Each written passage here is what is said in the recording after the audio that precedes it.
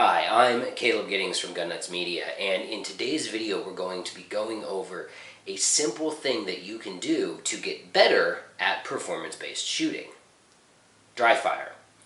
Performance-based shooting is kind of a strange phrase, isn't it? All shooting should be performance-based, and yet there's a growing number of people who are resistant to using objective performance standards to measure their ability to shoot a gun. I think that's dumb, and I think those people are just lazy. Now, the other thing that I believe is that if you want to get better at shooting, but you have limited access to ammunition or limited access to a live fire range, you can use dry fire. I am not a big believer in grinding out hour-long sessions of dry fire. It's not helpful, at least for me. Maybe it is for you, but it's not for me. What is very helpful for me is getting in 10 minutes of focused dry fire practice 5 days a week, travel and work schedule permitting. When I was working up to make a run at getting my fast coin with a Beretta 92, which I successfully accomplished, dry fire was a huge part of me building the skills necessary to be able to successfully manipulate the gun with a reasonable degree of with a reasonable degree of not friggin' thinking about it when I was actually going through the drill.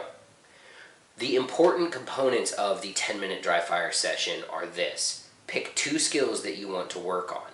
We're going to use the decreasing par time method that Steve Anderson has in his dry fire book, Ben Stegerstier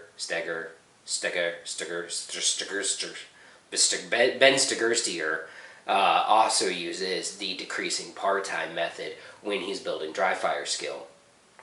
And what we're going to do is a slightly modified version of that decreasing par time method. So, here's what you need for a 10-minute dry fire session. You need a aiming reference. You can ball out and use something like these dry fire targets from the Ben Steger Pro Shop. Or you can use something as simple as a paper plate or a 3x5 index card or a light switch or whatever. The next thing you're going to need is the gear setup that you actually plan on using for whatever it is that you're training for. If you're training for concealed carry, you should dry fire with your concealed carry rig in clothes that you actually wear out on the street. If you're training for a match, for some sort of competition, you should dry fire using your match gear. The next thing you're going to need is a shot timer. This is the CED Pocket Pro 2, and this will be up on my new Amazon store, which you can get to at amazon.com/shop/gunnutsmedia. We'll have this in our recommended products section on the Amazon store, so make sure you check that out. And then, of course, you're going to need your gun, which it really looks like I just chambered around. I didn't. This magazine is empty. The slide doesn't reliably lock to the rear with these 20-round stendos. I'm using my Beretta APX RDO with a Trijicon RMR. Really need to spend some time working with this gun. I took it to the Miami Open this past weekend and I got junked because it was the first match I'd shot with a red dot sighted gun, and taking it to a major maybe wasn't a good idea, but that's why I'm here. I'm here to practice. The other thing that you're going to need that I strongly recommend that you have are realistic dummy rounds. Now these are painted black, and the reason they're painted black is I don't have any real bullets that have black cases on them, so I can differentiate them with a press check from a live round. But I'm a big advocate for this because it absolutely affects the weight of the gun. So if I'm doing something like working on my draw stroke from a competition holster and I'm not using real rounds, it's going to change the way it feels. It's absolutely going to change it, all right? So you want to have this practice session be as realistic as possible without having, real ammo in the gun, because we can't shoot real ammo in our house. I mean, you can once. Ask my dad about that sometime. Anyway, let's get into the components of this practice session. So for the sake of this, I'm going to do a couple of demos. I'm going to do draws, and I'm going to do a reload, all right? The goal here is I'm going to do 5 reps, and I'm going to start with 5 reps at no par time. So that's going to look something like, I wonder if I have a par set on my timer right now. Sure do.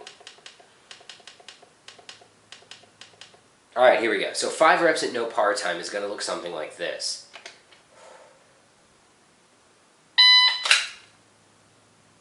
All right, I'm going to draw the gun. I'm going to extend it to the target just like I would if I was firing, but I'm not going to be moving really, really, really fast, okay? Now, before I've started doing this, I've set a goal time. Let's say my goal time is 0.7 seconds. All right, that's the goal that I want to hit today. So now I'm going to count up in increments from 0.7 to 4 increments up. So 0.8, 0.9, 1.1, 1.2.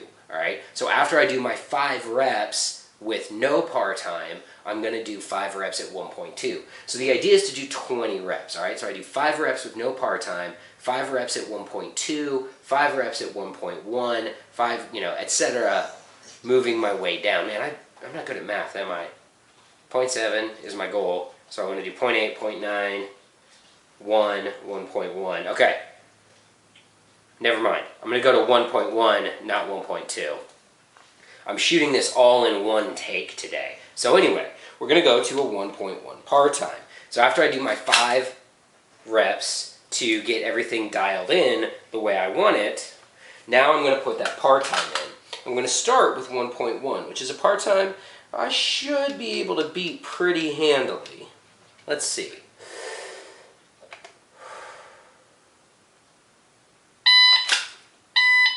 Oh yeah, I got that. And one thing that you have to do in dry fire is you have to be honest with yourself, all right? If I do a bad rep,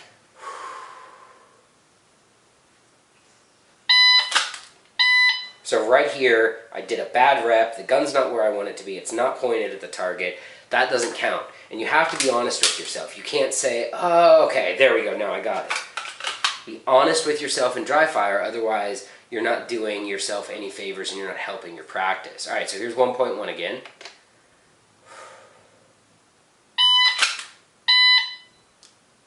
Pew! All right, got that. If you're wondering why I'm not pressing the trigger, that's not part of this drill. That's a different drill that I want to work on, but this drill, this specific draw drill, is purely working the mechanics of a fast draw. So I want to eliminate the trigger press from this specific drill. I will sometimes practice a draw with a trigger press, but not always. If I'm just working on the mechanics of moving my body, then I don't want to worry about pressing the trigger.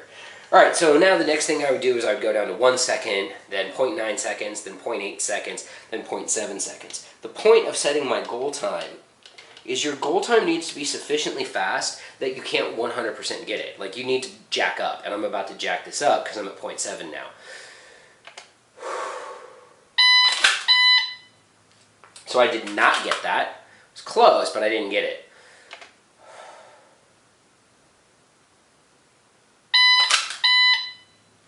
That one I would have to go back and look at this in slow-mo. I felt like I was right there. The dot arrived in the window as the beep ended, so I'm going to say that was a good one.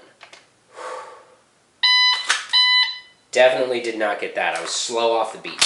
All right, but you get the idea. That's the progression that we're going to do for this. We're going to start with no par time and work our way down to our goal time. And our goal time should be sufficiently difficult that you can't get it 100% of the time.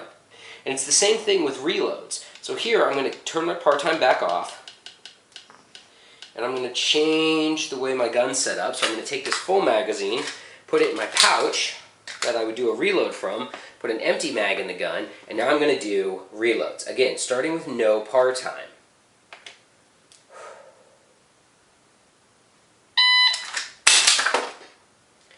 Alright, so that's what that looks like. 1 reload, no par time. I do 4 more reps, then I'm going to move my way down my pars to get to where I want. Today I'm going to say my goal time is 1 second. So that means my next par, or my first par, is going to be 1.4 seconds. So let's go ahead and try to get a 1.4 second reload. And then I'm going to skip all the way down to a 1 second reload and see if I can do that. Let me tell you, 1 second reloads, not easy. Again, I'm not putting a trigger press in here. I'm just working on the mechanics of reloading the gun quickly, all right? Will I train this with a trigger press? Absolutely, just not today. Here's 1.4.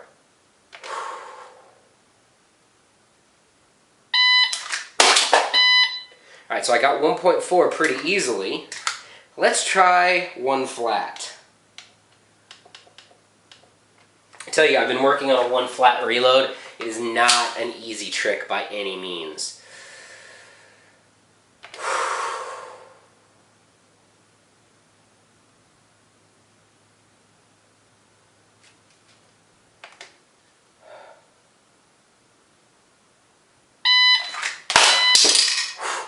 That was real close. Didn't quite get it. Very, very close. My magazine made a loud noise dropping on the floor. I do recommend, if you're going to work on reloading, drop your magazines over a bed or a carpet or something soft, not these hard-ass tile floors I have here. Anyway, that's it. That's our 10-minute dry fire training session. If you do these, you start no par time, and then you work your way down in 0.1 second increments till you get to your goal time. And once you can reliably hit your goal time for 5 clean reps, 95% of the time, lower your goal time. Go even faster. I will tell you, there will be some days that you will be able to just like, kabam, oh I nailed it, kabam, oh I nailed it. And then the next day you'll be tired or you'll be hungover or whatever, and you'll go out and you'll suck, all right? Don't let that get you down. Keep progressing, keep working. I'm Caleb Giddings, thanks for watching. And remember, until next time, run your gun and sometimes run your mouth.